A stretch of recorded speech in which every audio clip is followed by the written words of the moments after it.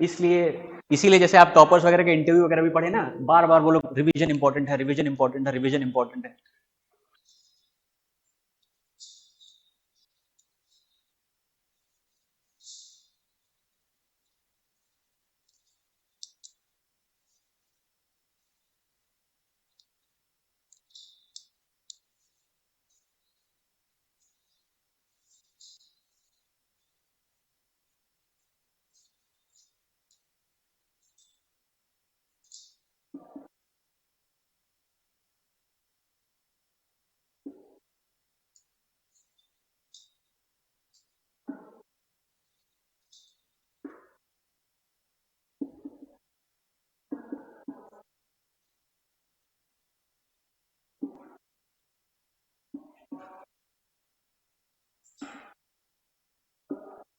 ये सब कहीं ना कहीं डायरेक्ट क्वेश्चंस में आए हुए हैं, ठीक है, और इसी तरह के लिस्टिंग्स में आते हैं। तो पहले वाले का आप लोग बता लेंगे, ऑप्शन देना पड़ेगा, ठीक।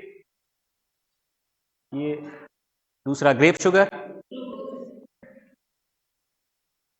पिछली क्लास में थे क्या उधर वाले में? अच्छा, हाँ, माई मिल्क शुगर, लैक्टोज। दिख रहा है इधर से कि किसका हूं? हाँ, ये आपके 4 क्वेश्चन है प्रीवियस ईयर के, ठीक, रिवीजन।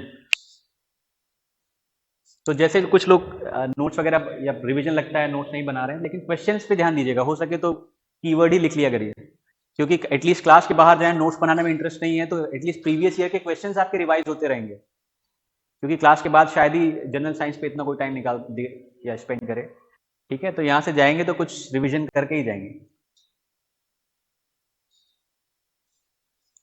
अच्छा, कल एक चीज और बात हुई थी, कुछ लोग आए नहीं लेकिन फिर भी, ये भी मैं पिछली क्लास के नोट्स हैं तो हो सकता है लोगों को याद हो।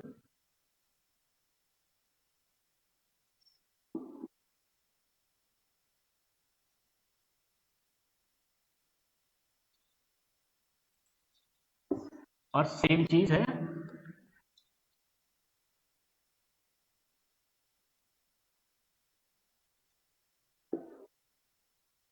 ठीक। ये इसलिए क्योंकि इसकी बात हम लोग कल कर रहे थे, और इन दोनों का जब हम लोग सेल वाले चैप्टर में बात कर रहे थे तो मैंने ये 2 पॉइंट लिखाए थे, तो अगर किसी को याद है तो बता सकता है। ये भी, ये इनमें से एक या पता नहीं दोनों कहीं ना कहीं पूछे गए, आरओ वाले में था कि किस में था। अरे वाह,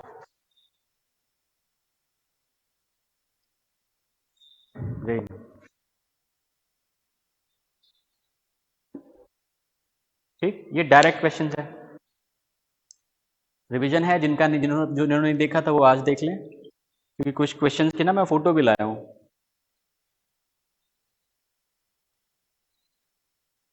क्योंकि अगेन एज सच अपने आप में ये टॉपिक्स बहुत बड़े हैं, ठीक है, लेकिन आपको कितने रिक्वायरमेंट है ये आप को जानना कि भाई कितना निवाला आपको खाना है, इतना नहीं कि चोक हो जाए, कि जितना जरूरत है आपके लिए, ठीक, हो गया।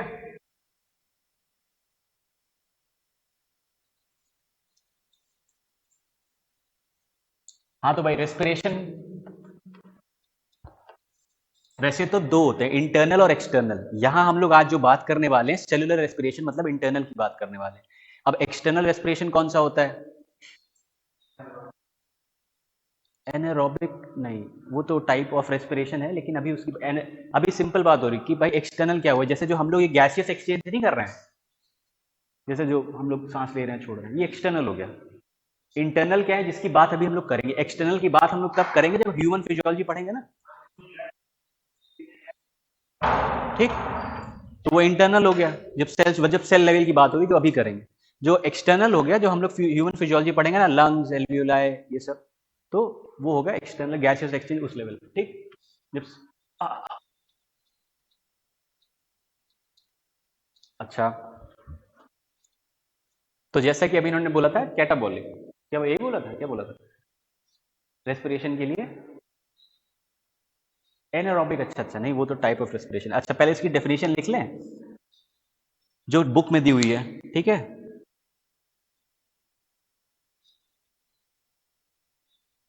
हाँ, बर्निंग, हाँ वो भी इक्वेशन में आ जाएगा। एक्चुअली ना दो तीन उसमें दी गई हैं, मतलब कोई सेट वो नहीं है। जैसे एक एक जब कभी आप एक एस्पेक्ट में देख रहे हो तो एक होगा। जैसे एक चीज क्या है कि fundamental process of energy release, अब ये एक लाइन होगी जो इटसेल्फ में कंप्लीट है और सही भी है, और आप जो कह रहे हो वो भी एक सेल्फ कंप्लीट है और सही है, लेकिन दोनों का जो देखने को नजरिया देख, अगर किस एंगल से आप कहना चाह रहे हो, बात दोनों सेम है, ठीक है। तो कहने का मतलब ये है कि ऑप्शन में या इस तरह दोनों आए तो दोनों चीजें सही है, तो क्योंकि दोनों चीजें हो रही हैं, आप किस एस्पेक्ट, किस लेवल से, किस पॉइंट ऑफ व्यू से कह रहे हो वो जरूरी है, ठीक। तो फंडामेंटल प्रोसेस ऑफ,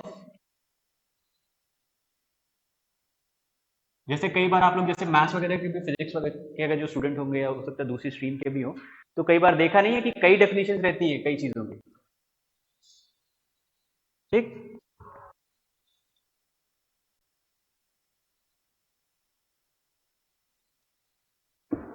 क्योंकि रेस्पिरेशन में होता है क्या, फोटोसिंथेसिस में क्या होता है, सिंथेसिस होता है, उसके नाम में सिंथेसिस है, उसमें बनता है। रेस्पिरेशन में हमें क्या चाहिए, हमें एनर्जी चाहिए होती है, तो कुछ हम तोड़ेंगे, ठीक, और उस एनर्जी को स्टोर करेंगे। अब इसी एनर्जी स्टोरेज पे बात आई कि ह्यूमंस में ये भी एक रिपीट क्वेश्चन है, राइट। अब वर्ड क्या था एग्जैक्ट वो नहीं, फ्रेम मुझे याद है, लेकिन शायद ऑप्शन से आप लोग को याद आ जाए कि ह्यूमंस में बॉडी में एनर्जी किस उसमें फॉर्म स्टोर रहती है।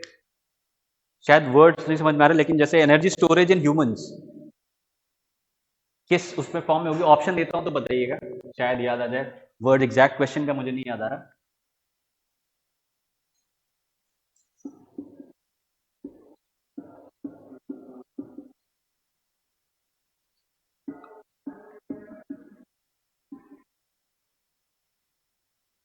ठीक, चार ऑप्शन है, वो कह रहे हैं ग्लाइकोजन। और कोई?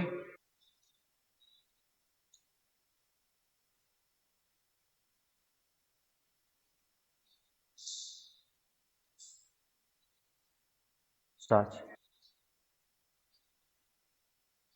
ग्लाइकोजन आप? हाँ भाई, तो ग्लाइकोजन है, ठीक। अब मेन बात यह है कि ग्लाइकोजन मेनली कहाँ बॉडी में स्टोर होता है, किस ग्लैंड में, क्यों कहीं तो होगा ना। ये कह रहे हैं लीवर, एक ऑप्शन आया लीवर का। क्या लगता है कहाँ स्टोर होता होगा? सब अग्री कर रहे हैं, ठीक। अब यहीं पे क्या होता है, जब बॉडी को एनर्जी की जरूरत होती है तो वो ग्लाइकोजन को ही तोड़ता है, और कहाँ से, लीवर में। अब उसी के लिए आप लोग ये पढ़ते होगा ना, दो तीन कई सारे प्रोसेस, जैसे एक ग्लाइकोलिसिस आज अभी हम लोग पढ़ेंगे। ग्लाइकोलिसिस मीन्स, ग्लाइकोज मीन्स हो गया ग्लूकोज, लिसिस मीन्स उसको तोड़ना, ठीक है। इसी तरह एक चीज होती है ग्लाइकोजेनोलिसिस, ग्लाइकोजन को तोड़ना। इसी तरह ग्लाइकोजन का बनना होता है ग्लाइकोजेनेसिस, ग्लाइकोजन का बनना। ये शायद टर्म्स जानकारी के लिए बता दे रहा हूँ, इनका बहुत ज्यादा स्कोप में आपके लिए है, ठीक। लेकिन जैसे लीवर की बात हो रही है, फॉर्मेशन क्या होता है, एनर्जी बॉडी में कैसे स्टोर होती है, उसके लिए बेसिक इन्फॉर्मेशन थी, ट्रिविया जिसे बोलते हैं। ट्रिविया मीन्स पता है, निटबिट्स, छोटे मोटे, ठीक, ताकि विजुलाइज कर सको आप। नहीं तो बाकी फिर चीज तो फिर रट्टा वाली रह जाएगी ना, कि आपको बस बैठ के रखना है। लेकिन अगर आप जैसे आपको कहानी याद रहेगी ना कि हाँ ऐसे था, तो थोड़ा सा दिमाग में ज्यादा याद रहता है। क्योंकि जैसे जैसे उम्र बढ़ती है ना, बॉडी की वो माइंड की ग्रास्प रखने की कैपेसिटी घटती है, तो आपको ना कुछ इम्प्रोवाइजेशन करना पड़ता है कि कैसे आपकी बॉडी, आपका माइंड याद रखता है, ठीक।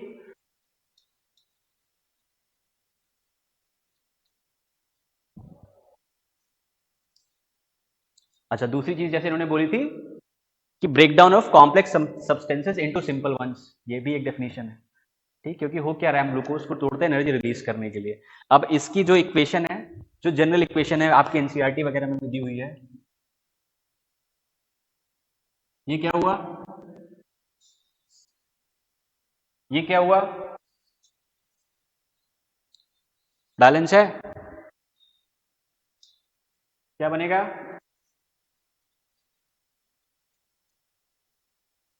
बैलेंस है।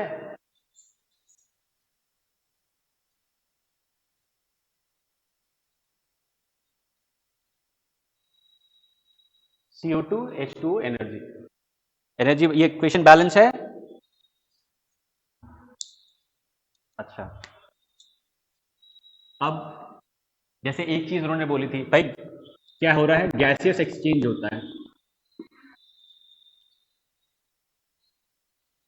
ठीक, किस प्रोसेस के थ्रू जनरली होता है, डिफ्यूजन। अब डिफ्यूजन आप लोग ने को आइडिया है, पढ़ा है। ठीक, क्योंकि एल्वियोलाई उस लेवल पे ना डिफ्यूजन के थ्रू होता है।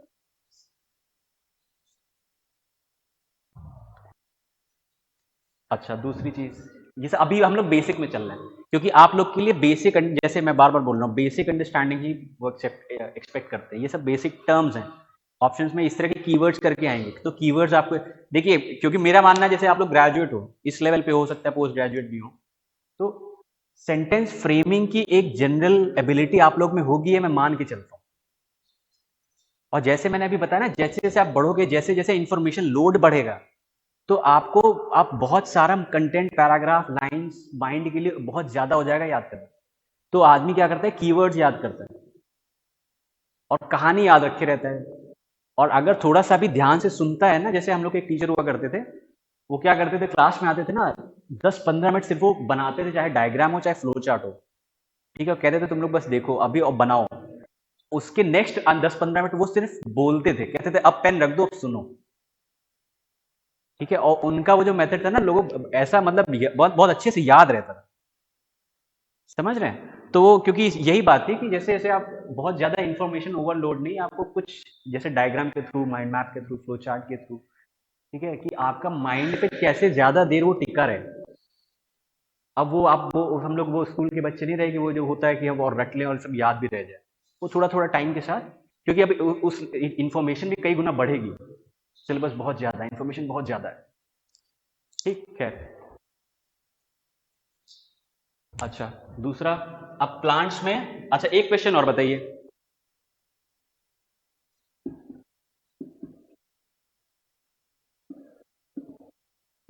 अभी एक्सटर्नल की बात कर रहे हैं हम लोग, ठीक है। प्लांट्स में रेस्पिरेशन कहाँ कहाँ होता है, ठीक है, बताइएगा। पहला ऑप्शन है रूट्स, दूसरा है लीव्स, तीसरा है स्टेम, चौथा है all of the above.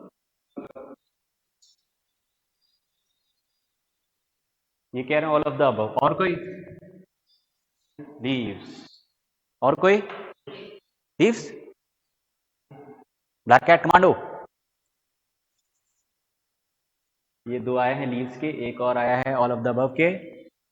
Leaves आया है, ऑल ऑफ द अबव आया है, लीव्स आया है। सबके होके कोई बजा तो नहीं, तुम रह गए? हाँ, लीव्स।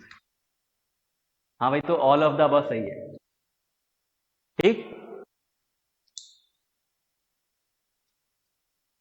अब ये अगेन आगे गहरी बातें हैं, लेकिन अब यहाँ पे आपके जानने के लिए, आपको जो कंसर्न या इंपॉर्टेंट आपके लिए बात क्या है, ये अब अगेन ये भी एक किस साल का किस एग्जाम का क्वेश्चन है मुझे नहीं पता, लेकिन ये आया हुआ है। पहली चीज, रूट्स में कैसे होता है, ये अलग स्ट्रक्चर है जो अभी आपके स्कोप से बाहर है। लीव्स में क्या होता है, कोई स्ट्रक्चर स्पेशल जो नाम आपको जानना चाहिए, स्टोमेटा, ठीक है। अब इसके भी बहुत सारे टाइप हैं, अगेन ये आपके स्कोप के बाहर है, लेकिन स्टोमेटा जान कहां से होता है, लीव्स में respiration, gases exchange, stomata. Stem में एक कीवर्ड है, स्टेम में किसी को बता सकता है? टर्म है लेंटिसेल्स, जो अक्सर पुराने और मैच्योर पौधे हो जाते हैं, पेड़ होते हैं ना, उनके स्टेम्स में भी छोटे, अब वो स्टोमेटा के जितने ज्यादा नहीं होते, स्टोमेटा जितने एफिशिएंट नहीं होते, लेकिन वो लेंटिसेल्स पाए जाते हैं जो स्टेम्स में रेस्पिरेशन करते हैं। जैसे मैंगोज, मैंगो, एप्पल, इस तरह के जो पुराने पेड़ नहीं है, उसमें पाए जाएंगे, मतलब जो भी पुराने पेड़ होंगे, मैच्योर पेड़। ठीक, तो ये वर्ड जानना जरूरी, क्योंकि ऑप्शन में आए तो लेंटिसेल्स क्या है तो पता रहे कि क्या है। स्टेम से कनेक्टेड है, स्टेम और रेस्पिरेशन से कनेक्टेड चीज है। ठीक,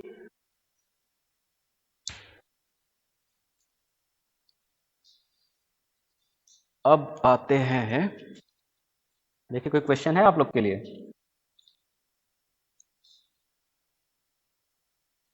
अच्छा, एक तो चीज क्या है, इस इक्वेशन में जो नॉर्मल सी चीज है, यहाँ पे देखिए क्या हो रहा है, ऑक्सीडेशन हो रहा है।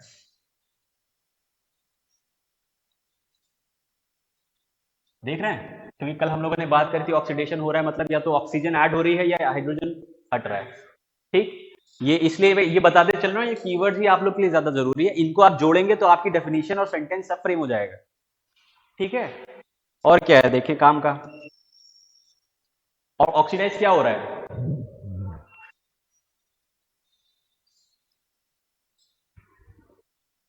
ठीक, इसीलिए इसको वैसे, जैसे हम लोग ने कल एक बात करी थी रिडॉक्स।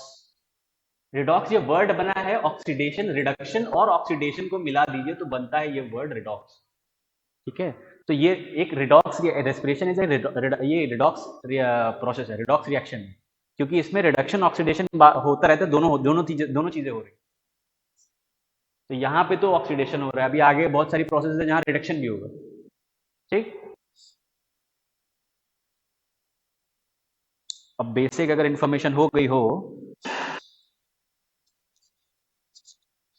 तो आप लोग के लिए मेन चीज पे आते हैं। अच्छा एक चीज ना, पहले इस ओवरऑल चीज का एक फ्लो चार्ट बना देता हूं कि हो क्या रहा है पहले तो।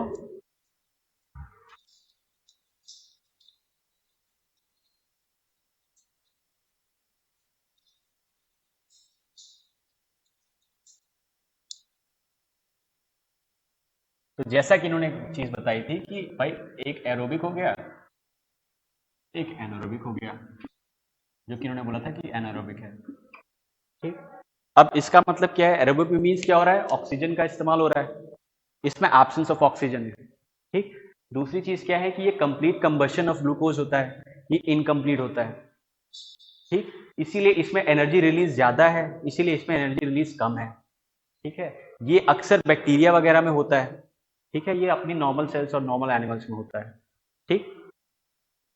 अब ये 3-4 पॉइंट्स को हम लोग लिख देते हैं ताकि एक आपका आंसर सेट हो जाए।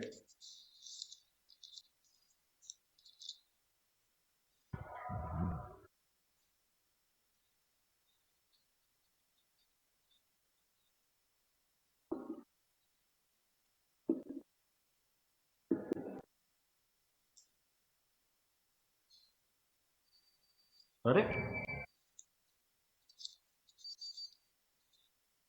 बताओ, आज साइलेंट नहीं किया तो आज ही बच गया, रोज साइलेंट किया रहता तो बचता ही नहीं। More energy.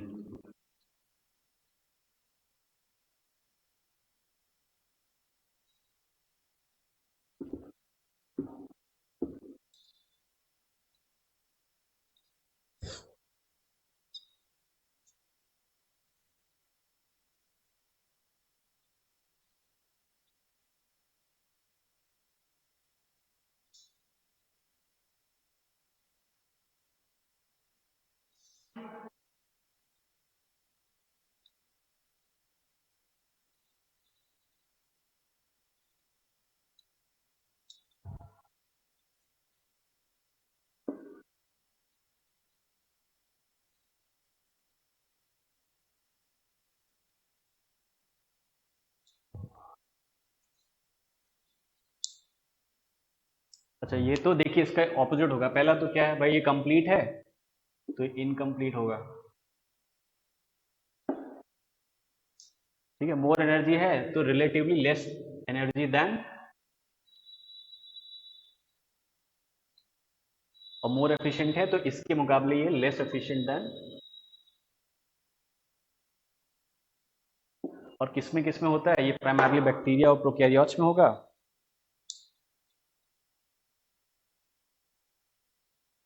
अच्छा अभी तो जैसे हमने जो इक्वेशन लिखी थी ना, वो जनरल इक्वेशन एरोबिक की थी। जैसे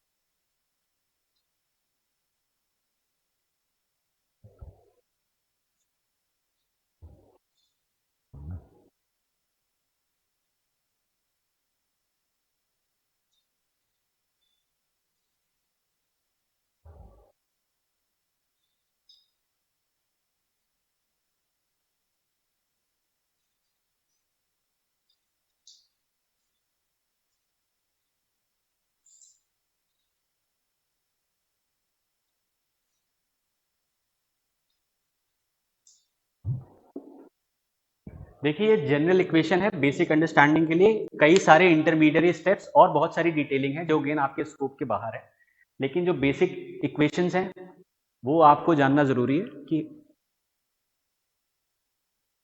बेसिक प्रोडक्ट्स क्या है। बेसिक अगर आप पूछे कि हो क्या रहा है, तो ये एक तरह से इसी को फर्मेंटेशन भी बोलते हैं। अब फर्मेंटेशन भी दो तरह के होंगे, अभी आगे हम लोग पढ़ेंगे।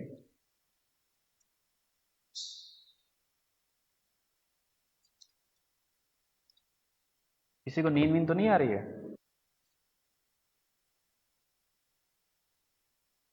क्या आपकी मौन को मैं हाँ समझूं? अच्छा, एक क्वेश्चन ये है, ये क्वेश्चन लिख लिया दोनों का जनरल, ये बेसिक डिफरेंस हो गया। ठीक है, एक दो तीन चार पाँच, 5 पॉइंट हो गए आपके। ठीक, कोई मान लीजिए छोटा सा कहीं रिटर्न में भी पूछ ले तो आपके 5 पॉइंट्स रेडी है। और क्या है, सिंपल है, एक चीज आपको याद है, उसी का उल्टा दूसरा है। इक्वेशन आपको याद रखनी जरूरी है। अब ये तो पता है ना, इथाइल अल्कोहल, जैसे एक है तो मेथ एथ प्रोप, ऐसे याद है। तो जो नॉन साइंस के हैं वो समझे, सिंगल है तो मिथाइल या मीथेन होता है, दूसरा है तो ईथ होता है। ये ऐसे याद करने का थोड़ा सा बताया गया था, मेथ एथ प्रोप ब्यूट। ठीक है, तो तीन तीन चार तक फिलहाल अभी याद रखिए, जैसे जैसे आपके सामने बढ़ता जाएगा कुछ चीजें जो है याद रखी हुई याद करते जाइएगा।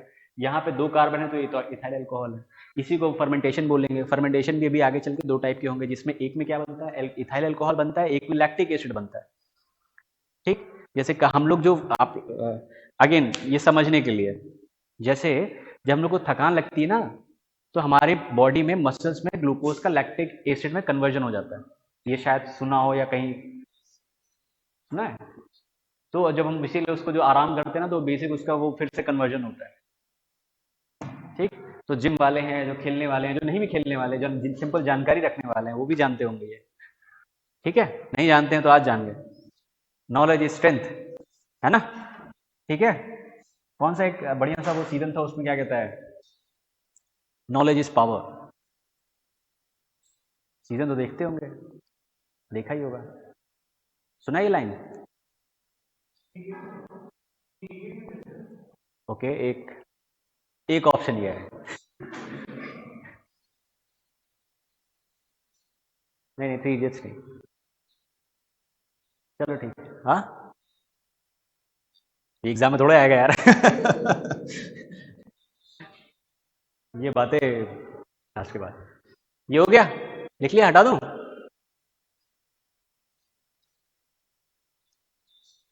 अब जैसे कल ये आया था, कल फोटोसिंथेसिस के लिए बात हुई थी, तो फोटोसिंथेसिस में अगर हम बोले कि क्या हो रहा है, तो light energy is getting converted into,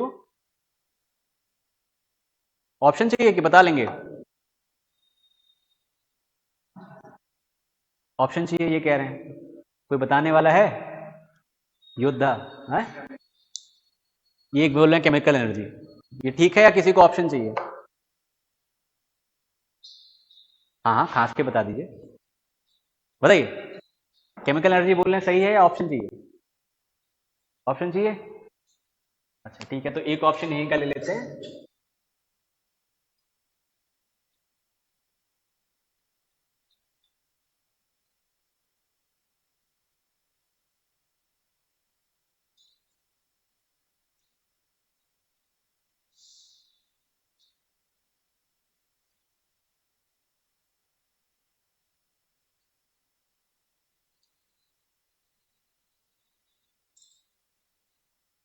पहला है केमिकल एनर्जी, दूसरा है जियोकेमिकल, तीसरा फिजियोकेमिकल, चौथा है थर्मोकेमिकल। क्या आप अपने उत्तर पे अडिग रहना चाहेंगे? केमिकल, वो क्या उन्होंने चेंज कर दिया है, वो आ गए हैं जियोकेमिकल पे। जिन्होंने ओरिजिनली आंसर दिया था, आप सोच के बताइएगा, जिन्होंने दिया था सबसे पहले उन्होंने चेंज कर दिया, अब उन्होंने फिर से चेंज कर दिया।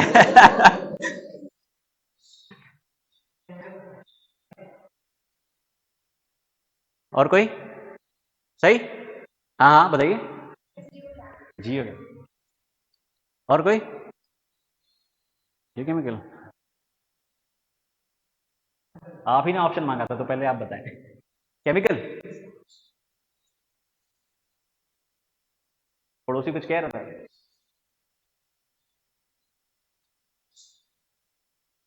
हाँ, नोटा कर देते, आंसर नहीं पता तो ये छोड़, शायद छोड़ देते एग्जाम में। और कोई? आप दोनों बचे हैं, बाकी की हो गई। केमिकल, चलाएं, सबने एक ही आंसर कॉपी कर लिया है। बचे आप, पड़ोसी कुछ कह रहा था। थर्मोकेमिकल, ये होते हैं दयावान के वो, जिसको कोई नहीं उठा रहा उसकी सहायता कोई करेगा। तो बात है कि हाँ, केमिकल एनर्जी, ये इसलिए पूछा कि अभी यहाँ पे बात होगी कि यहाँ पे कौन सी में कन्वर्जन होगा। ठीक, इसीलिए अभी वो क्वेश्चन देख रहा था ना मैं, आज कुछ लाया था। ये फोटो, अरे तो अब फोटो केमिकल नहीं होगा तो किसको मारोगे? ये सब तो टोटली गलत है ना। ठीक है, क्योंकि खेल, यही मैं कह रहा था, खेल आपके उसमें होगा ऑप्शन में, नहीं तो सीधे सीधे आ गया तो सीधे, वैसे एग्जाम में वनडे एग्जाम में बोले सीधे आ जाए। ठीक, और बात यहाँ पे वो रिएक्शन कुछ तरह की थी, वो है यहाँ भी बात हो रही कि एनर्जी किस एनर्जी में कन्वर्जन हो रहा है। ठीक है, अब क्योंकि इसलिए मुझे याद है अभी इसी पे ये क्वेश्चन था तो मुझे याद आ गया कि फोटोसिंथेसिस कल पढ़ा था तो उसमें तो कन्वर्जन कल पूछा ही नहीं था। तो आज अब इसी पे यहाँ पे उल्टा कर देते हैं। क्वेश्चन ये है कि भाई, हाँ, क्या क्या है, केमिकल केमिकल केमिकल बोला था, बधाई हो, आप सही के साथ थे। चलिए, हाँ, ये सब क्वेश्चन आए हुए हैं भाई साहब, ये ना समझिएगा कि ये फर्जी केबीसी करा रहा हूं, ताकि जैसे कुछ लोगों का थोड़ा दिमाग फ्रेश हो जाए, थोड़ा सा थक गए होंगे, और इसी बहाने आपके कुछ प्रीवियस ईयर के कुछ क्वेश्चंस कवर हो जाए। ठीक है, एक पंथ दो काज, तो ये ना समझिएगा कि फर्जी वो हो रहा है। यहाँ पे अब दूसरा जो रेस्पिरेशन से रिलेटेड क्वेश्चन आया है, मतलब रहा है कि रेस्पिरेशन कन्वर्ट्स पोटेंशियल और stored energy of food into. अब यहाँ पे हमने फोटोसिंथेसिस की बात करी थी कि वो लाइट एनर्जी को किसमें कन्वर्जन कर रहा था। यहाँ पे क्या है कि रेस्पिरेशन में जो है भाई, रेस्पिरेशन में जो हम फूड के जरिए जो केमिकल एनर्जी है उसका कन्वर्जन किस में हो रहा है? सॉरी, एटीपी में तो होता है, लेकिन यहां पे एक बड़ा ब्लंडर पता है क्या हुआ है? कोई बता सकता है? कि मैंने ना आंसर भी यही लिख दिया। क्वेश्चन ये था कि यहाँ पे रेस्पिरेशन में फूड का जो ब्रेकडाउन होता है वो किस में कन्वर्जन होता है, तो उसका आंसर होगा केमिकल एनर्जी में। ठीक है, तो ये रेस्पिरेशन में क्वेश्चन क्या था और फोटोसिंथेसिस में क्या था, एनर्जी कन्वर्जन। ठीक है, और ये सिंपल क्वेश्चन आया हुआ है, मैं यही इसलिए आपको बता रहा हूं, आप डेप्थ देखिए, वो आपके फंडामेंटल चेक कर रहे हैं। वो आपसे ये नहीं करेगी उसमें कितनी स्टेप्स होती है इक्वेशन में वो बताओ, उसमें कितने स्ट्रक्चर चेंबर है वो बताओ। वो आपसे बेसिक चीजें पूछते हैं इस तरह की। ठीक है, केमिकल एनर्जी में। ठीक,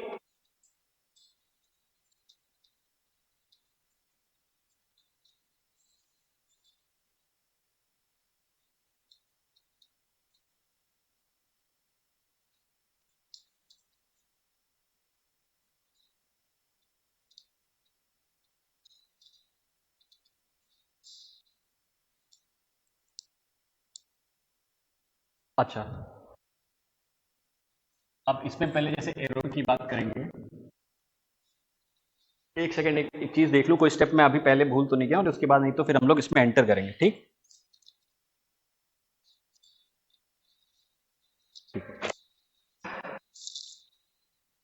चलिए, तो एरोबिक रेस्पिरेशन में ना 4 स्टेजेस होती हैं।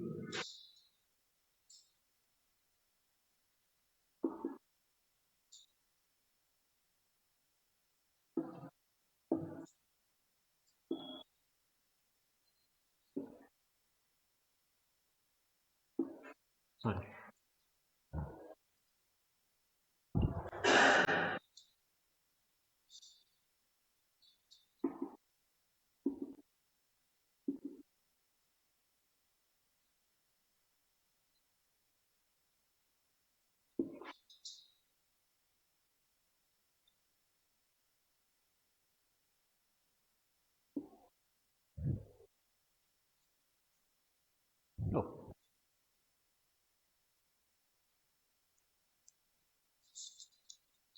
इसकी इक्वेशन क्या थी?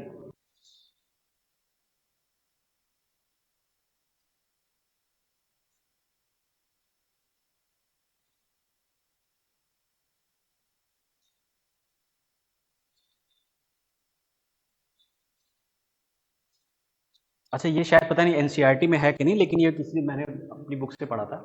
एरोबिक में ये जो एनर्जी है ना, ये this is approximately 674 kilo calorie. अब ये इसलिए मैं बता रहा हूँ कि आप इमेजिन करिएगा, विजुलाइज करिएगा कि इसमें 670 वो मतलब 674 किलो कैलोरी बनती है, और एनारोबिक में हार्डली 23 से 28 किलो कैलोरी बनती है। तो जब मैं बात कर रहा था ना कि वो एफिशिएंट है, ये इनएफिशिएंट है, तो इस नंबर में डिफरेंस से आप अंदाजा लगा सकते हो कि जब, इसलिए ना इमेजिन करने के लिए बोल रहा हूँ कि एक 674 है, एक 23 से 28। ठीक है।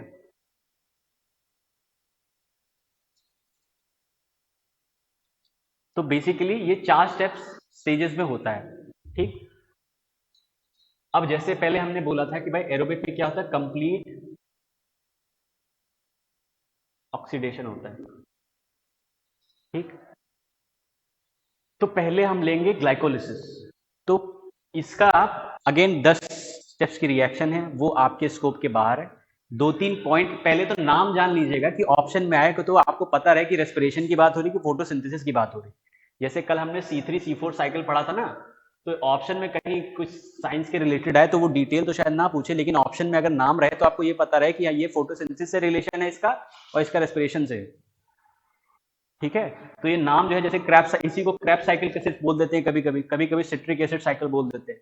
ग्लाइकोलिसिस, तो ये नाम याद रखिएगा, ग्लाइकोलिसिस क्या रेस्पिरेशन में था, इतना ही याद रखिएगा कि वो भाई, ये वो भी इससे ज्यादा मेरे ख्याल से आपसे पूछेंगे भी नहीं, या ऑप्शन में अगर घुमाएंगे भी तो इतना ही कहेंगे कि रेस्पिरेशन से कनेक्टेड कौन सा है, इस तरह की चीज पूछ लेंगे। तो मेन जो स्टेजेस है वो आपको याद रहनी चाहिए। तो अब इसके जो बेसिक पॉइंट है जो जानने लायक, स्टेप्स क्या आप गेन स्कोप के बाहर है। 2-3 चीजें, पहली बात, ये सेल के साइटोसॉल में होती है। पहले अब हम इसकी बात कर रहे हैं ग्लाइकोलिसिस की। ठीक है। साइटोसॉल में होती है। ठीक।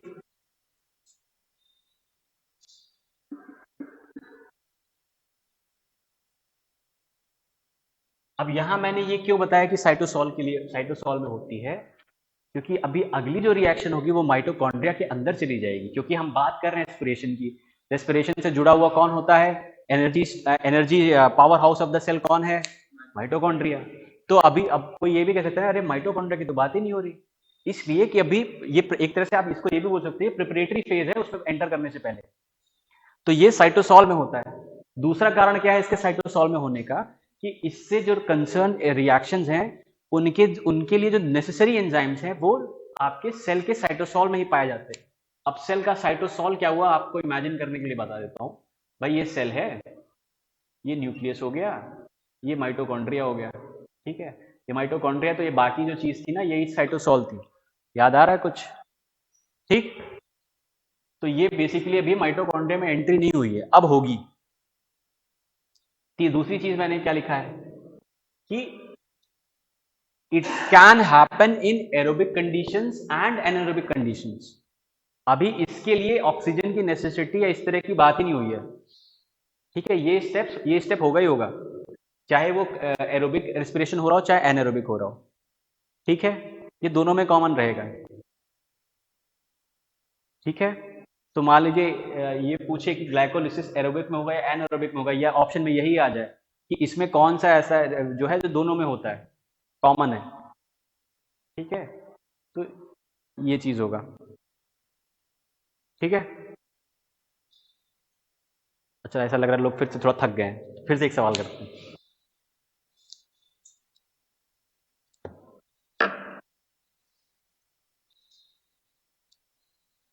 तो जैसे इन्होंने एक चीज बोली थी, ये शायद इसके लिए जरूरत ना पड़े आंसर ऑप्शन देने की, कि ये भी आया हुआ क्वेश्चन है। अब बताइएगा, जो भी क्वेश्चन दे रहा हूँ ये आया हुआ क्वेश्चन है, और ये सब मतलब इमेजिन करिएगा कि कैसा है, मतलब डेप्थ के लेवल पे। ठीक है।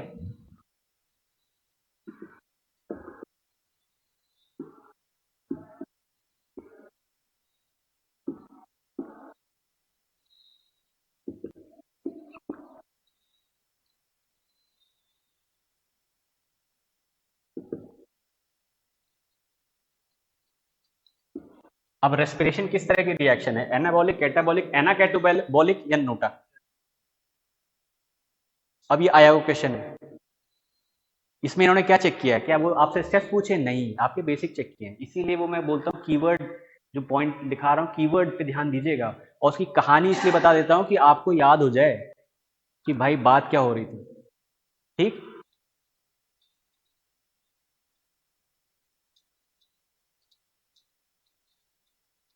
अभी भी नींद आ रही है किसी को?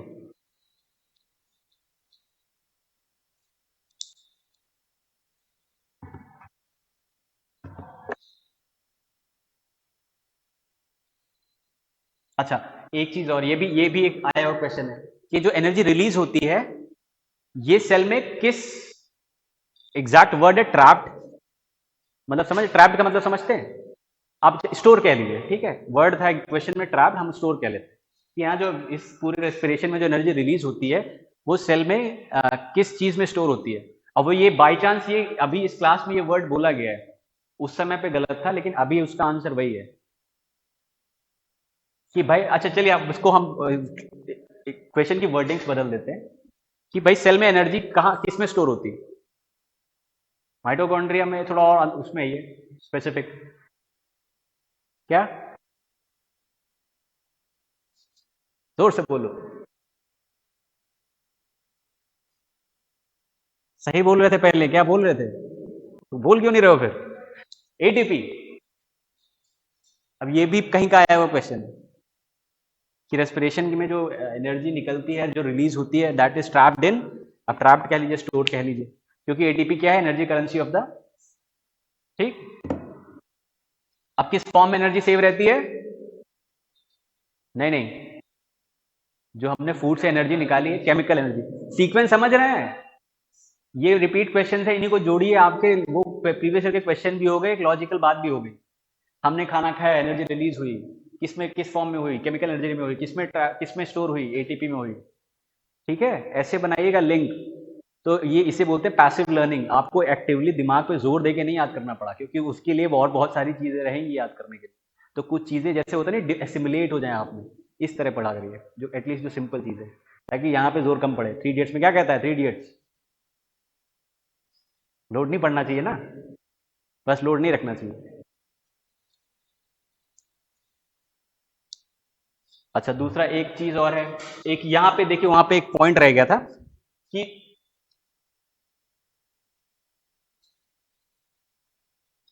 1 ग्राम ऑफ ग्लूकोज जो है एरोबिक रेस्पिरेशन में कितनी एनर्जी रिलीज करता है? 38 एटीपी। जो अभी हमने बात करी थी ना, 674 और 23 से 24। अब इसी को हम अगर एटीपी के टर्म्स में बात करें तो एरोबिक में कितना है? 38 एटीपी, और एनारोबिक में कितना होगा? वैसे तो इस किताब में लिखा है 2, लेकिन कहीं कहीं जैसे कुछ एक्सेप्शंस हैं, हायर क्लासेस में अगर आप देखें तो कभी कहीं 3 भी है, लेकिन हम एनसीईआरटी में अभी इस लेवल तक 2 एटीपी लिखा है। ठीक है, ये अब ये इसीलिए मैं बोला था कि जब यहाँ पे बात आई थी, जब अंतर पढ़ रहे थे कि एफिशिएंट और लेस एफिशिएंट, इसमें इतनी एनर्जी रिलीज होती है, और उसी को अगर किलो कैलोरी की टर्म्स में बोले तो 674 था, इसमें सिर्फ 2 एटीपी होता है, और एनर्जी उसके किलो कैलोरी की टर्म्स में बोले तो, ठीक। अब इसी की बात हो रही, तो इसी से रिलेटेड एक क्वेश्चन और दिमाग में आ गया, ये भी शायद ये भी आया हुआ ही है, अभी बताइएगा। अच्छा, एक चीज और है, जैसे टॉपिक के बीच में जहां जहां समय मिलेगा ना, तो जो छोटे इंपॉर्टेंट टॉपिक्स हैं वो मैं बीच में उसको फिनिश करने की कोशिश करूंगा। तो ये ना समझिएगा कि डेविएशन हो रहा है, क्योंकि जो छोटे टॉपिक्स हैं उनके लिए शायद उतना टाइम ना मिले, तो जो उसमें से भी जो इंपॉर्टेंट चीजें होंगी वो बीच बीच में बताते चलूंगा। जैसे ये क्वेश्चन आया हुआ है, जिन्होंने पहले दिया या प्रीवियस के देखे होंगे तो उन्हें पता होगा कि ये पूछा था कि फॉलोइंग में से किसमें सबसे ज्यादा एनर्जी है। तो पहला ऑप्शन होगा आपका कार्बोहाइड्रेट, दूसरा फैट, तीसरा प्रोटीन, चौथा न्यूक्लिक एसिड्स। कार्बोहाइड्रेट कितना होगा? ये जान के बता रहे हो कि गेस मारो? पहले ये बताओ, क्वेश्चन क्या था कि इनमें से, जैसे ये बेसिकली आपके मिनरल न्यूट्रिशन और डाइजेशन टॉपिक से रिलेटेड है। इसमें पूछते नहीं कि इसमें से किसकी एनर्जी सबसे ज्यादा है। ये कह रहे हैं फैट। उधर से बोला किसी ने कार्बोहाइड्रेट, क्योंकि इसका जो है ना कुछ क्वेश्चंस में खास करके अगर आर ओ या उसके नीचे अगर आप जाएंगे बाकायदा नंबर दे के पूछा है किसमें कितनी है। नंबर बताऊं तो आप मैच करेंगे?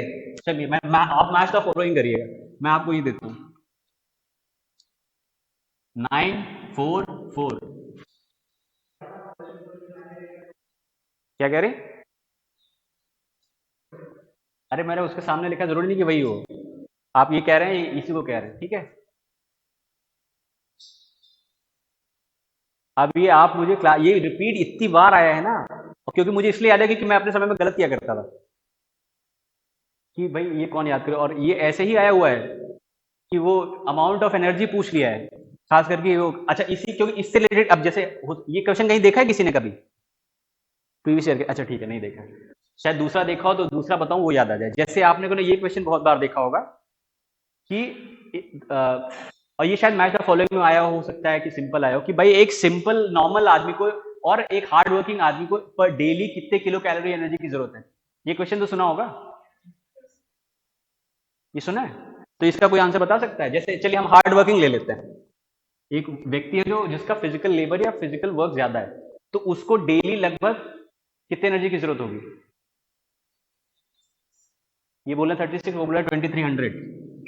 2300 बोला, 23 बोला, हाँ 3600 बोला। हाँ तो ये 100 में है तो कैलोरीज होगा, ठीक। ये बोले 3600। और कोई?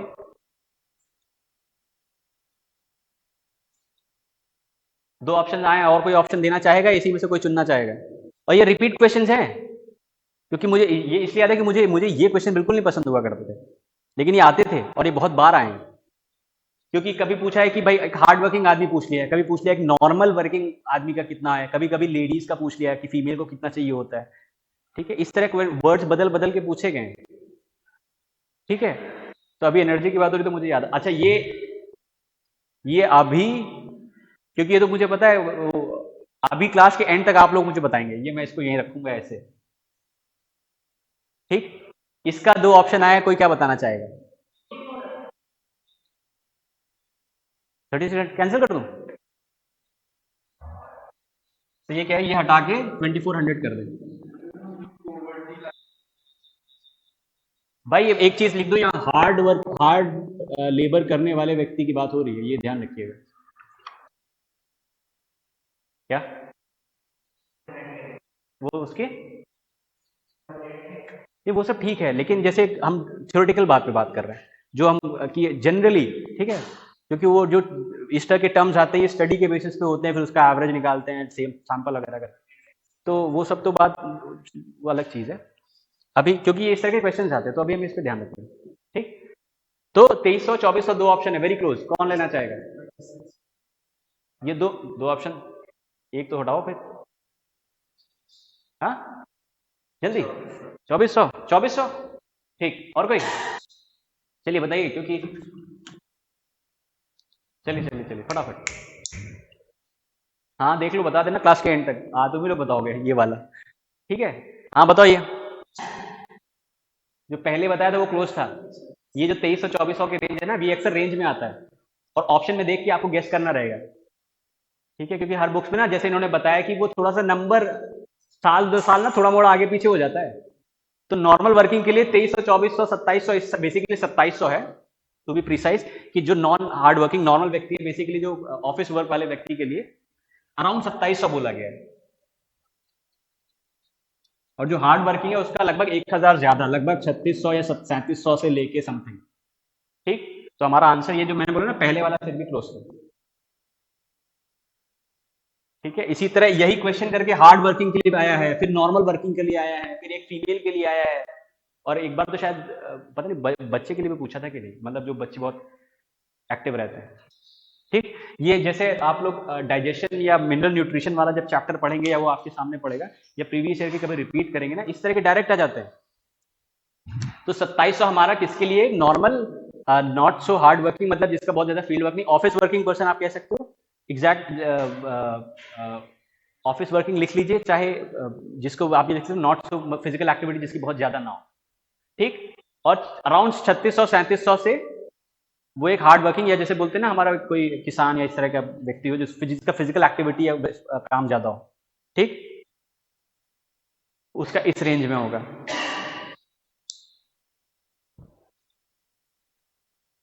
बताओ कहाँ से कहाँ बात चली गई, कहाँ थे यहाँ पे हम, पायरुविक एसिड ऑक्सीडेशन। तो ये हो गया साइटोसॉल में होता है, एरोबिक एनारोबिक इसके लिए ये दोनों कंडीशंस में होता है ग्लाइकोलिसिस, ठीक है। इसके लिए भी कोई शर्त नहीं है कि एरोबिक में होगा एनारोबिक में होगा, ये दोनों केसेस में कॉमन होता है, ठीक है। अब उसका एक रीजन ये है कि इससे इसकी एक्टिविटी के लिए जो नेसेसरी एंजाइम्स है वो साइटोसॉल में पाए जाते हैं, ठीक है।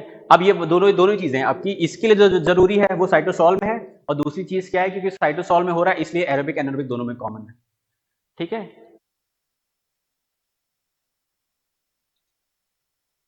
ये हो गया, ये लिख लिया।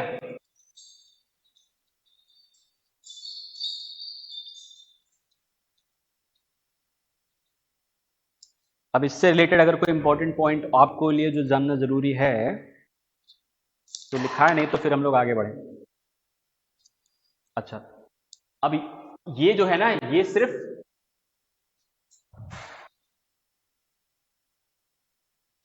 इसके लिए एरोबिक कंडीशन जरूरी नहीं है, ये एनएरोबिक में हो सकता है।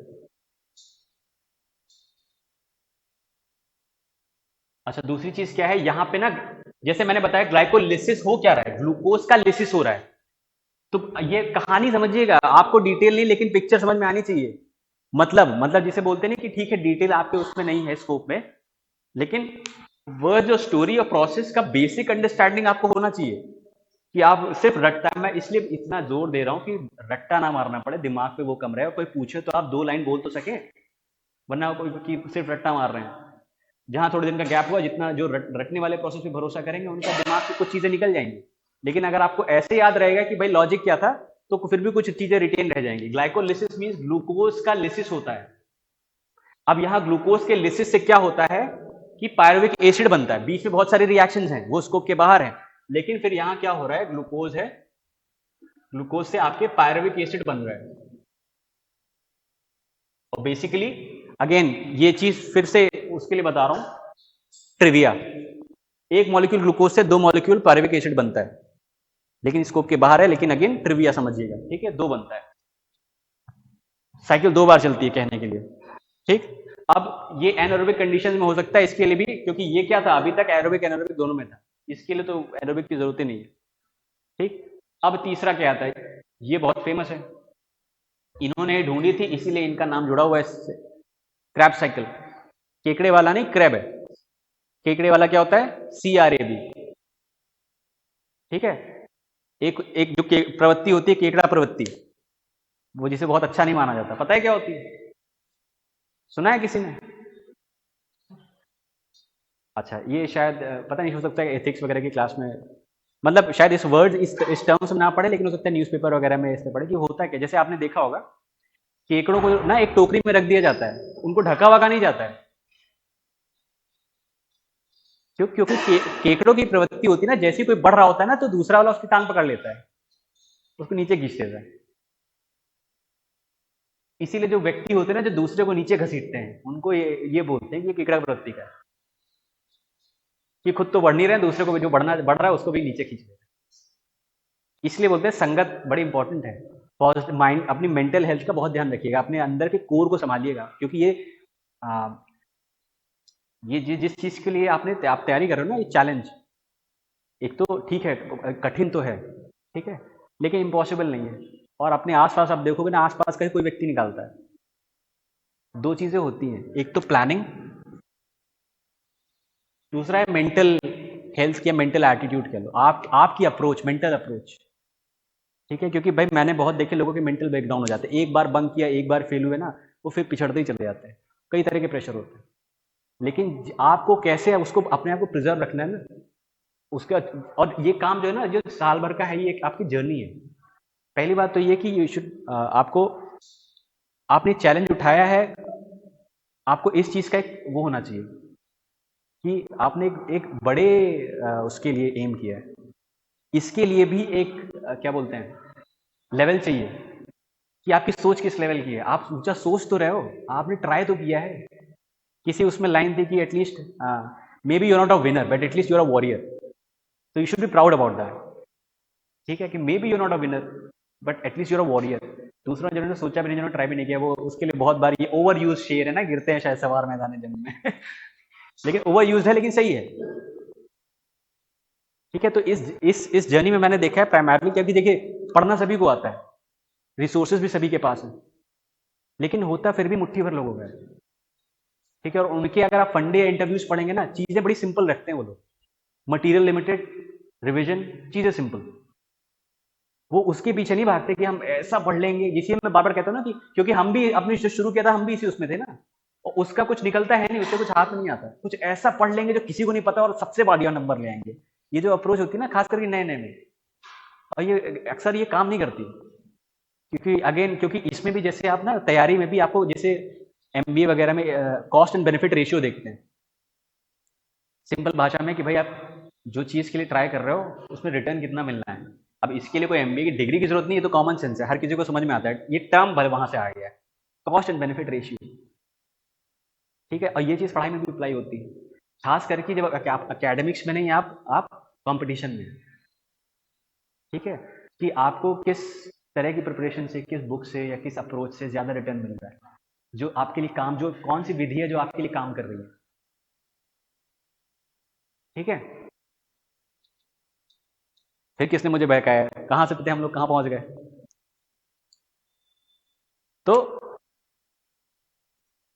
हाँ, इन्होंने ढूंढा था, और अगेन ये भी एक साइक्लिक प्रोसेस होता है। ठीक है, बहुत कन्वर्जन है, बहुत सारे एंजाइम्स हैं। अब चक्कर क्या है कि लोकेशन की बात का अंतर है, ये कहां हो रही थी, साइटोसॉल में, सेल के बीच में, और ये कहां हो रही है, ये माइटोकॉन्ड्रिया के अंदर हो रही है। जैसे अभी हम लोग बात कर रहे थे ना कि चैप्टर रेस्पिरेशन, माइटोकॉन्ड्रिया की बात होनी चाहिए, अभी तक पिक्चर में आया नहीं, अब आया। अब इसके भी दो कारण है कि भाई माइटोकॉन्ड्रिया में क्यों हो रही, माइटोकॉन्ड्रिया के भी मैट्रिक्स मतलब स्ट्रोमा में हो रही, टू बी प्रिसाइज। अगर आप कोई एकदम वर्ड बोलना चाहें कि माइटोकॉन्ड्रिया में कहां हो रही, ठीक है, उसके माइटोकॉन्ड्रिया के मैट्रिक्स को बोलते हैं स्ट्रोमा। ठीक है, मैट्रिक्स समझते हैं, मैट्रिक्स क्या होता है, जो भी न्यूक्लियस और आपके सेल वॉल, सेल मेम्ब्रेन के बीच में जो कुछ भी है, वो मैट्रिक्स है। मतलब ऑर्गेनल्स अलग अलग हैं, ऑफ कोर्स ऑर्गेनल्स को हटा दीजिए। ठीक है, तो न्यूक्लियस ये सेल है, ये बहुत ही सिंप्लीफाइड डेफिनेशन है समझने के लिए। यहां न्यूक्लियस हो गया, तो इसके और इसके बीच में ये सब जो कुछ है ना, ये मैट्रिक्स है। समझ रहे हैं, जिनको थोड़ा सा नॉन साइंस बैकग्राउंड के, सिंपल भाषा में, it's a very layman way to explain, simplify में, सिंपल तरीके से विजुलाइज कर सकें कि बात किसकी हो रही। तो जो माइटोकॉन्ड्रिया का जो मैट्रिक्स होता है उसे स्ट्रोमा बोलते हैं। अब ये यहां क्यों होता है, क्योंकि इसके लिए जो नेसेसरी एंजाइम्स हैं वो स्ट्रोमा में पाए जाते हैं। आप लोग के पर्पज से ज्यादा लोकेशन इंपॉर्टेंट है। ठीक है, इस वजह से मैं ये बताते चल रहा हूं, स्टेप्स वगैरह और साइकिल की डिटेलिंग आपके उसमें नहीं है, स्कोप के बहुत बाहर है, वो साइंस वालों के लिए या जो ऑप्शनल लें उनके लिए। ठीक है, नीट वालों के लोग के लिए, आप लोग के लिए बेसिक।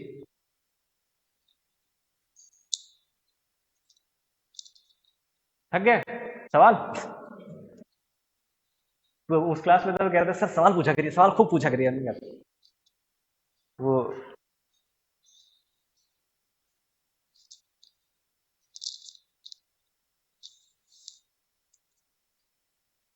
ठीक, अब ये इस टर्म पे ध्यान दीजिएगा, ऑक्सीडेटिव फॉस्फोराइलेशन। एक तो जहां भी फॉस्फोराइलेशन टर्म आए ना, तो ये समझिएगा वहां एटीपी बनता है। ठीक है, क्योंकि पहले हम लोग फोटोसिंथेसिस में क्या पढ़ रहे थे, फोटोफॉस्फोराइलेशन पढ़ा था ना। तो जहां भी फॉस्फोराइलेशन टर्म सुनेंगे ना, आप ये समझिएगा कि वहां एटीपी बन रहा है। ठीक, लिसिस मतलब जहां है वहां कुछ ना कुछ टूट रहा है, क्योंकि इसी तरह यहां ग्लाइकोलिसिस है, फिर आपने प्लाज्मोलिसिस सुना होगा, जब सेल श्रिंक करती है तो उसी सेल को आप उसमें रख दें, किस सोल्यूशन में रखेंगे जो श्रिंक करेगी, हाइपरटोनिक, है ना, सेल को हाइपरटोनिक रिएक्शन में रखेंगे तो सेल श्रिंक करेगी।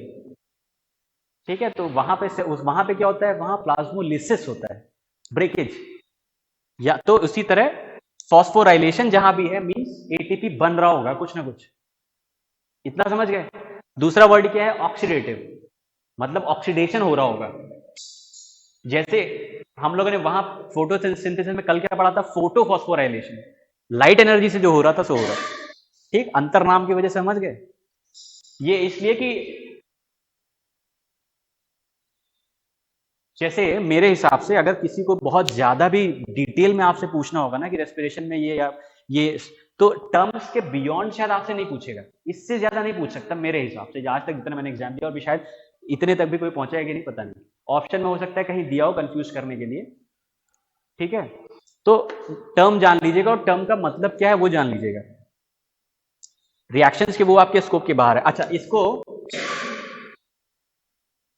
जैसे हम लोगों ने बात करी थी ना कि यहाँ पे जो फोटोसिंथेसिस में भी हम लोगों ने देखा था, जो बेसिकली काम हो रहा था, इलेक्ट्रॉन एक्साइट हो रहे थे, इलेक्ट्रॉन की फ्लो से बेसिकली पोटेंशियल चेंज से हो रहा था। याद है हम लोगों ने कल बात करी थी रिडॉक्स पोटेंशियल। जैसे हमारे बॉडी में भी सिग्नल जो जाता है, वो आपने वो सुना है वो या देखा होगा नर्व्स में ना, वो नर्व सेल्स में पोटेंशियल चेंज होता है, उससे सिग्नल आगे बढ़ता है। आप लोगों ने वो सुना होगा ना, बुलेट ट्रेन, मैग्नेटिक वो वाली ट्रेन सुनी है। तो अगर किसी ने थोड़ा सा भी पढ़ा हो तो वो किस प्रिंसिपल पे चलती है, किसी को पता है? अच्छा, क्योंकि उसी से रिलेटेड एक टर्म और है बुलेट ट्रेन से रिलेटेड, मैग्नेटिक लेविटेशन। लेविटेशन मतलब पता है? लेविटेशन मतलब होता है जो हवा में तैरते नहीं ऐसे करके, लेविटेट करना। तो जैसे आप लोग के GS3 में हो सकता है, जिस साल अभी एक दो कुछ साल पहले जब बुलेट ट्रेन पहली बार न्यूज, जब जो क्योंकि अक्सर GS3 में जो न्यूज में रहता है एक आध साल में ना, उससे रिलेटेड चीज पूछते हैं। तो जब बुलेट ट्रेन नई नई न्यूज में थी ना काफी, तो ये, हाँ हाँ हाँ, वही इसीलिए उसे बोलते लेविटेशन, क्योंकि वो उस पे ट्रैक पे चलती नहीं है, वो ट्रैक पे थोड़ा सा ऊपर रहती है, लेविटेट करती है, उसे ही बोलते हैं मैग्नेटिक। अब मैग्नेटिक लेविटेशन क्यों बोलते हैं, क्योंकि उसमें इलेक्ट्रिसिटी से मैग्नेटिक एनर्जी डेवलप कराई जाती है। कैसे? Opposite poles. तो उसमें ना जैसे जैसे वो आगे बढ़ती है ना, उसमें वो पोल्स ऐसे ऐसे चेंज होते रहते हैं, वो दौड़ते जाते हैं। उसी तरह हमारे बॉडी में जो न्यूरॉन्स के सिग्नल्स होते हैं ना, जैसे जो पास होते हैं, जैसे आपने पेन उठाया, आपने हाथ उठाया, तो आप जो ऑर्डर भेज रहे हैं, जो एक्शन कर रहे हैं, वो ऐसे इसी प्रिंसिपल पे बेस है, पोटेंशियल चेंज पे बेस है, इलेक्ट्रोकेमिकल्स के। ठीक है, ये इसलिए इस तरह वो कर रहा हूं कि आप विजुलाइज कर सको। अगर हो सकता है जो किसी ने देखा हो, कोई प्रीवियस ईयर में कभी दिया हो, तो ये बुलेट ट्रेन का जब कहीं आंखों के सामने से गुजरा होगा तो ये वर्ड आपके सामने जरूर आया होगा, उसे इसीलिए उन ट्रेन को कभी कभी बोलते हैं मैगलेव। मैगलेव, मैग्नेटिक लेविटेशन उस प्रिंसिपल पे चलती है। तो जैसा उन्होंने बताया ना कि इसीलिए उन ट्रेनों में ना बड़ी बड़ी बैटरीज होती हैं, वो इलेक्ट्रिक एनर्जी से, इलेक्ट्रिक और मैग्नेटिक एनर्जी का तो आप लोगों ने थोड़ा मोड़ा शायद पढ़ा होगा, कैसे जनरेट डेवलप करी जाती है। तो वो उसी सेम प्रिंसिपल पे हमारे अंदर नर्व सिग्नल्स जाते हैं। वो अभी जब हम लोग ह्यूमन का पढ़ेंगे ना, थोड़ा सा बेसिक समझाने के लिए आपके आ जाएगा। ओ भाई साहब, हो जाए सवाल। चलो ठीक है, पहले फिनिश कर देते हैं फिर एक दो चीज, क्योंकि बेसिक बेसिक चीजें हैं। ठीक है, इतना समझ गए टर्म्स क्या याद रखना है आपके एग्जाम के लिए, क्या इंपॉर्टेंट है समझ गए, कहानी कैसे चल रही है समझ गए, फ्लो समझ गए कि कहां से कैसे जा रहा है, कहां हम बाहर थे, कहां से हमने एंट्री ली, कहां हमने एंट्री लगाई है। यहाँ पे उन चीजों का, यहाँ ऑक्सीडेटिव फॉस्फोराइलेशन है, अगेन डिटेल बहुत कॉम्प्लिकेटेड है, आपके स्कोप के बहुत बाहर है। लेकिन यहाँ पे फिर उन F0 F1 पार्टिकल जो हमने सेल ऑर्गेनल में पढ़ा था ना, तो मैंने इसका नाम लिखवाया था। मैंने ये बोला था इनका याद रखिए कि रेस्पिरेशन में इनका काम होता है, बस अभी के लिए आपके लिए इतना याद रखिएगा। तो यहाँ पे उनका रोल आता है F0 F1 पार्टिकल, या इन्हीं को क्या बोलते हैं, ऑक्सीसोम्स। तो जैसे आज इसीलिए मैंने ये क्वेश्चन कराया था कि फंक्शनल यूनिट ऑफ वो माइटोकॉन्ड्रिया क्या होते हैं, आप लोगों ने जवाब भी दिया था। तो उनका रोल आता है यहां पे, क्योंकि यहां पे क्या होता है, फाइनल यहां इलेक्ट्रॉन भी फ्लो कर रहे हैं, फाइनल इलेक्ट्रॉन एक्सेप्टर कौन होता है, हमारा ऑक्सीजन।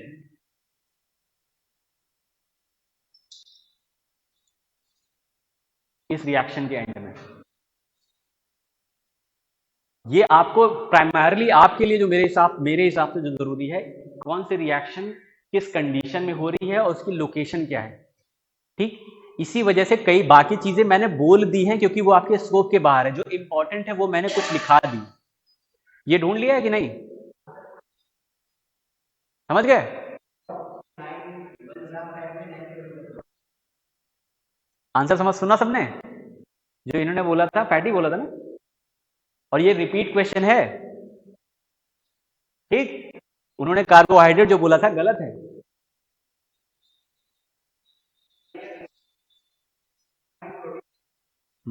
तो क्वेश्चन कुछ ऐसे था शायद कि 1 ग्राम ग्लूकोज को यूज करने पे कितने की एनर्जी रिलीज होगी, किससे किलो कैलोरी। ठीक है, तो सबसे ज्यादा होती है इससे, और बाकी दोनों से लगभग इतनी। ये याद कर लीजिएगा, लिख लीजिएगा, क्योंकि मैं अपने टाइम में मुझे ये बहुत बोरिंग लगते थे और ये बहुत घूम घूम के आते थे। ठीक, और इस तरह वाले क्वेश्चन।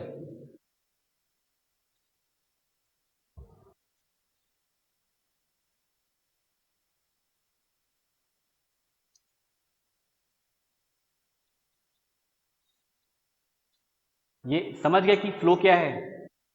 इसी वजह से मैं ये, अब ये बुक में नहीं है, ये मैंने आप लोग के लिए इसलिए ऐसे लिखा है कि आप विजुलाइज कर सको। बुक में ऐसा कहीं नहीं है। ये फर्स्ट स्टेप ये है, और ऐसे ही फ्लो है इसका, और आप लोग के लिए यही जानना जरूरी है। फ्लो क्या है? कहानी सुन ली, अगर हल्की भी याद है तो दैट इज इनफ। जो याद करने वाला है वो लिखा दिया, और होपफुली आप लोगों ने लिख लिया होगा। ठीक, आगे बढ़े। अब आ जाते हैं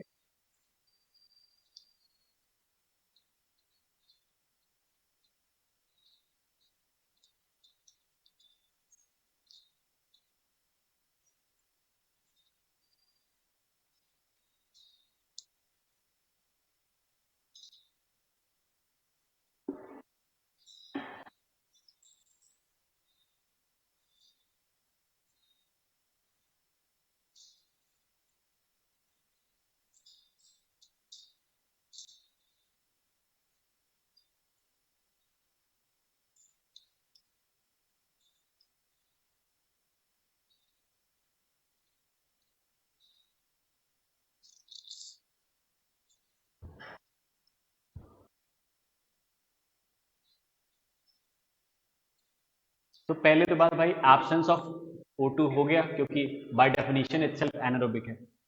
अब एनारोबिक में क्या होता है ना, पायरुविक एसिड के पास दो रास्ते हैं। जैसे आप जीवन में कभी कभी दोराहे पे खड़े होते हैं ना, तो ये भी जीवन में दोराहे पे खड़ा है। ठीक, अब यहां पे या तो ये इथाइल अल्कोहल बन सकता है, या फिर लैक्टिक एसिड बन सकता है। ठीक, अब ये प्राइमरली बैक्टीरिया, यीस्ट, इन सब का है। ठीक, और ये जो है एक प्राइम एग्जांपल हमारी खुद की मसल्स है, नहीं तो एक लैक्टिक एसिड बैक्टीरिया अलग होते हैं, लैक्टिक एसिड बैक्टीरिया ही बोलते हैं। ठीक, अब दूसरी चीज क्या है, जैसे इसमें एनर्जी कितना है, लगभग 23 से 28। ठीक है, या फिर जैसे बोला था कि 2 या 3, वैसे नहीं तो 2 ही ठीक। ठीक, इसलिए उसके मुकाबले लेस एफिशिएंट है। ठीक है, और कोई क्वेश्चन या इंपॉर्टेंट पॉइंट जो आपके लिए जरूरी है? अच्छा, किसमें होता है बैक्टीरिया, ये सब समझ गए ना, माइक्रो ऑर्गेनिजम्स। ह्यूमंस में कभी कभी मसल्स में ये होता है, जब ऑक्सीजन की कमी है, बहुत थकान, बेसिकली वही बहुत थकान है ना, मसल फटीक जब रहता है, या जैसे बहुत आपने जिम कर लिया, देखा नहीं कभी बहुत थकान लगती है, बहुत खेल लिया है, तो उस समय पे इसका कन्वर्जन ज्यादा हो जाता है बॉडी में। इसका कन्वर्जन मतलब ये इंटरचेंज होता रहता है, ऐसा नहीं कि वहां एसिड बन गया आप एसिड मैन हो गए, ऐसा नहीं होता है। ठीक है, कन्वर्जन होता रहता है। क्या कह रहे हैं? सोरनेस, फिर वही फटीक। ठीक है, तो जब उसको आप रेस्ट करते हो, वो धीरे धीरे कन्वर्ट हो जाता है आप। इसीलिए कल मैंने एक बात बोली थी ना कि जिम वालों को इसीलिए जो बहुत एक्सरसाइज करते बोले थे कि रेस्ट उतना ही इंपॉर्टेंट है जितना आप वेट उठा रहे हो या खेल कूद कर रहे हो। तो इसीलिए उनको बोला था 8-9 घंटे सो, 8-9 घंटे सो, क्योंकि जो एक्चुअल सेल की ग्रोथ है, या उसमें यहाँ बेसिकली ये हो ना, सेल की ग्रोथ कह लो चाहे ये कन्वर्जन कह लो, इसी जब आप सोते हो रेस्ट करते हो तब होता है। ठीक, अपने आप हो जाता है रिकन्वर्जन। अच्छा हाँ, एक टर्म याद कर लीजिएगा, सॉरी ये इसका टर्म रह गया। हाँ, ग्लाइकोलिसिस को एक नाम और बोलते हैं कि उसे ईएमपी पाथवे बोलते हैं, ग्लाइकोलिसिस को। ये इसलिए बोल रहा हूं कि इन केस ऑप्शन में दूसरे नाम से आ जाए तो कभी आप कंफ्यूज ना हो जाओ। EMP। किसी ने पहले मैट्रिक्स मूवी आई थी, देखी है किसी ने? मैट्रिक्स है? और किसी ने देखी है? देखिए, कौन हीरो था? नाम नहीं पता? अच्छा, क्या हुआ था, कुछ कुछ बताइए। पहली वाली देखी थी कि उसके बाद में जो 3-4 आई हैं? पहली देखी थी, क्या था? कुछ भी बताइए। मैट्रिक्स।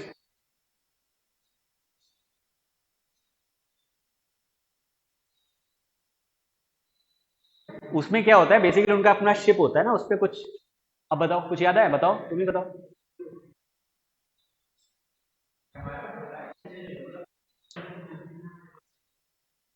हाँ ठीक है, ठीक है। अब याद आ रहा है? ब्लू पिल, रेड पिल, उसके बड़े मीम्स आते हैं, मीम्स आते हैं, हो सकता है आप लोगों ने देखा हो। चलो ठीक है। तो उसमें उनका जो शिप होता है ना, उसमें एक बटन होता है, उसे बोलते हैं EMP बटन। तो जैसे उनके शिप पे सर्टेन, मतलब उस मूवी के लिए बोलते हैं, तो कुछ आ, मशीनी कीड़े जब अटैक करते हैं तो ये इलेक्ट्रिसिटी जनरेट करने के लिए उस EMP बटन को दबा देते हैं। ठीक। तो यहाँ पे EMP क्या है, यहाँ पे 3 साइंटिस्ट हैं, उनका नाम है, इसका उस बटन से लेना देना नहीं है। इनका नाम था एम्डेन मेरहॉफ पार्नस। ठीक है। ये इसलिए कह दे रहा हूं कि ऑप्शन में आए तो कंफ्यूज ना हो जाए कि EMP लिखा था, हमें तो ग्लाइकोलिसिस पता है।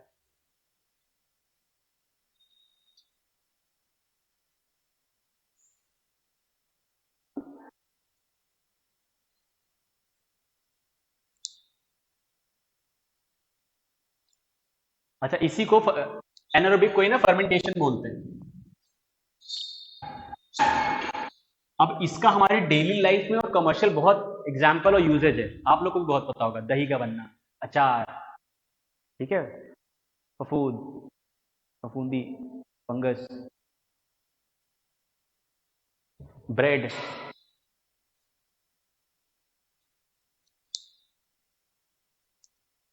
अच्छा हाँ, एक क्वेश्चन, ये जो टर्म फर्मेंटेशन है ये किसने दिया था? मुझे पता है, नहीं तो पता होगा क्योंकि मुझे भी बहुत आसानी से नहीं आता। तो मैंने अभी प्रीवियस ईयर के देखा था क्वेश्चन लाने के लिए, तो मेरे को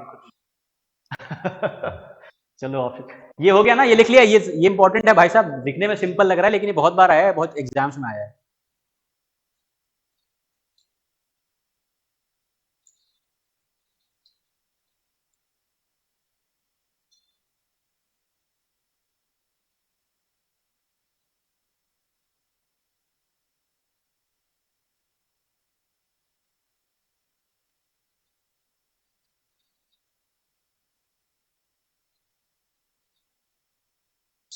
ऑप्शन दिख रहा है? क्वेश्चन क्या है?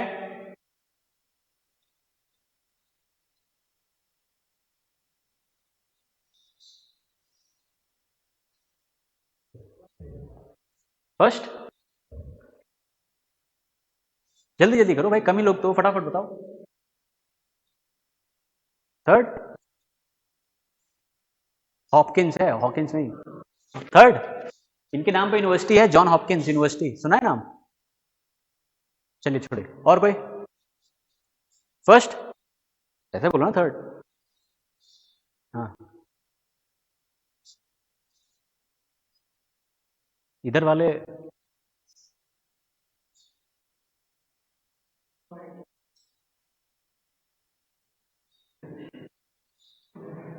हाँ भाई, बोलो ना फिफ्थ। हाँ भाई। हाँ नहीं, पीछे पूछो। बोल दिया क्या? अच्छा अच्छा, इधर वाले बचे थे, ये 3 बचे। ये नहीं, ये भी बचे, ये तो बोल चुके। इन्होंने भी दयावान, हाँ। हाँ, पास। हाँ। हाँ, ठीक। सब लोग हो गए? 4 6 3 9 10 11 लोग हैं। चलो ठीक, इसका आंसर ये CRUICKSHANK, क्रुकशैंक।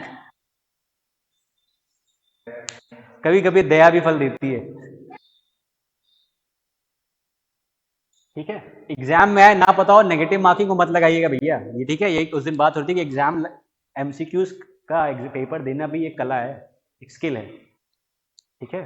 तो करते समय कैलकुलेट भी करते रहिए, अगर खास करके अगर नेगेटिव मार्किंग में कैलकुलेटेड रिस्क लीजिएगा।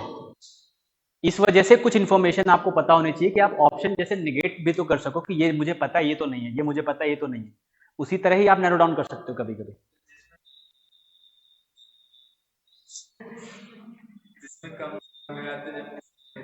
नहीं, इसीलिए मैं बोला कि चीजें सिंपल रखो, रिवाइज ज्यादा करो। इसीलिए जो आपके टॉपर्स वगैरह है ना, वो कहते हैं कि सोर्स एक ही रखो या दो रखो, लिमिटेड सोर्स रखो, रिवीजन ज्यादा करो।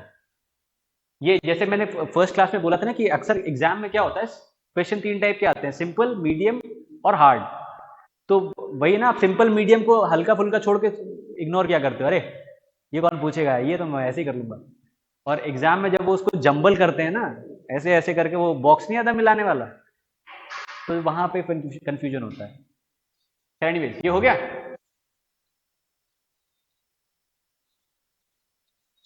अब मेरे ख्याल से इस टॉपिक में ये स्टेप्स हो गया, ये स्टेप्स हो गया, फर्मेंटेशन हो गया, ग्लाइकोलिसिस हो गया, ठीक। अब इधर से कुछ बचा है तो एक बार प्रीवियस ईयर के देख लेते हैं फटाफट।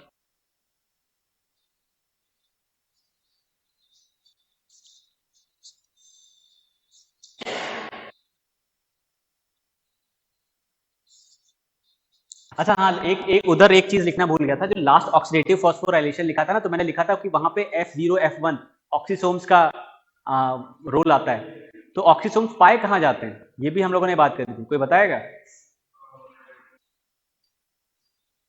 माइटोकॉन्ड्रिया में तो सब काम चल ही रहा है, वो तो ठीक है। तो उसमें उसमें एक जगह की खास बात हुई थी कि ये पाए कहाँ जाते हैं। नहीं, वो बेसिकली जो थाइलाकॉइड था ना, वैसे ये इनर मेम्ब्रेन समझ लीजिए, ठीक, टू बी प्रिसाइज, वहां पे रहते हैं, ठीक है। एफसी, क्योंकि ये मुझे इसलिए याद है कि सेल वाले चैप्टर में हमने इसकी बात करी थी, अभी उनका ध्यान आया ना, तो ये तो नाम तो लिखा दिया लेकिन उनकी लोकेशन रह गई थी। तो अभी वही देख रहा था कि कोई पॉइंट जो आप लोग को बताने को रह गया, तो एक ये शायद इनर माइटोकॉन्ड्रियल मेम्ब्रेन, ये लिख लीजिएगा भैया, एफ जहां जहां पे ऑक्सीसोम्स लिखा है वहां पे। तो ये इसलिए ना कि उस जो फ्लो आपने लिखा था उसमें लोकेशन मैंने बताई थी कि कौन से रिएक्शन की लोकेशन क्या इंपॉर्टेंट है, तो उसकी लिखा नहीं पाया था, इसलिए बोल रहा हूँ कि लिख लीजिए। बाकी तीन की तो ऊपर लिखी थी।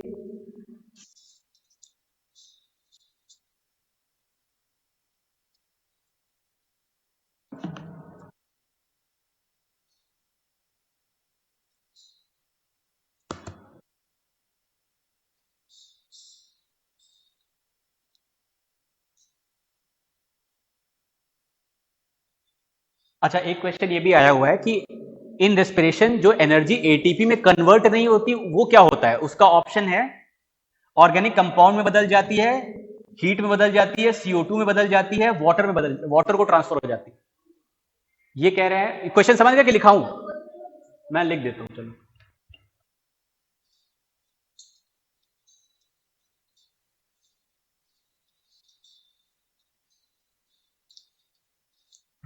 क्वेश्चन ये था कि द इन रेस्पिरेशन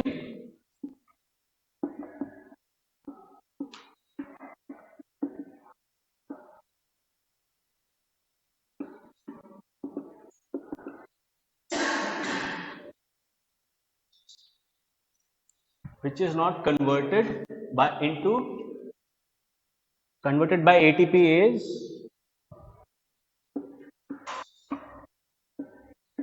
अब इसके चार ऑप्शन थे। पहला ऑप्शन ये था कि transferred to organic compounds, organic compound समझ रहे हैं?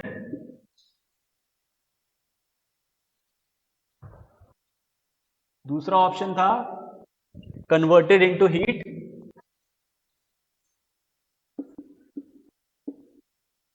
तीसरा था ट्रांसफर इनटू वाटर,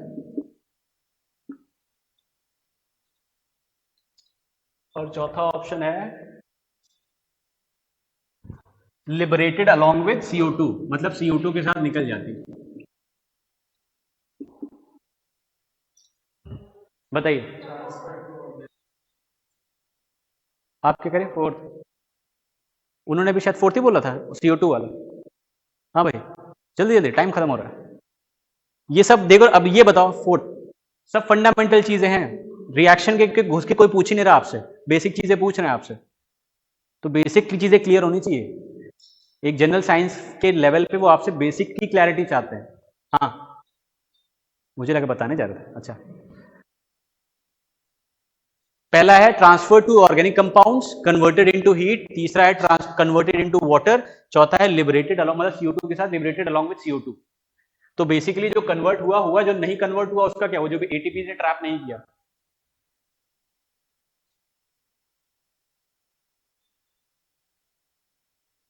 है, पांचवा लिखना पड़ेगा क्या, पास?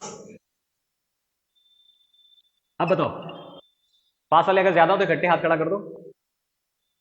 पास, पास, ठीक है। तो इसका आंसर है सेकंड। ठीक,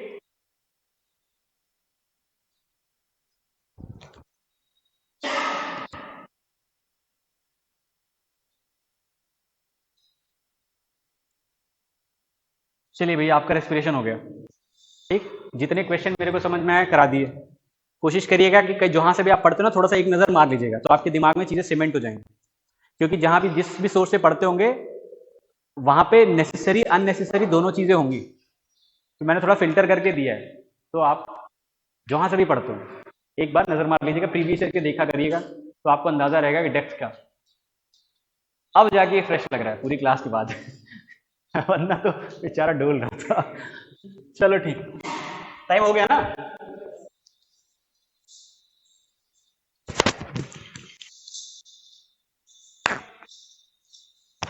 ये बंद करना आता है किसी को?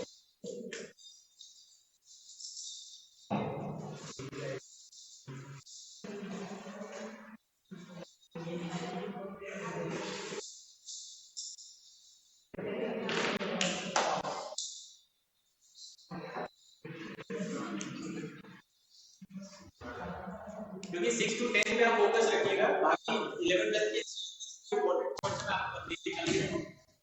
बाहर के प्रीवियस के क्वेश्चन में लेके चलिए की कोशिश करें। फोकस बेसिक जो है, खास करके नॉन साइंस वाले, वो थोड़ा सा बेसिक पर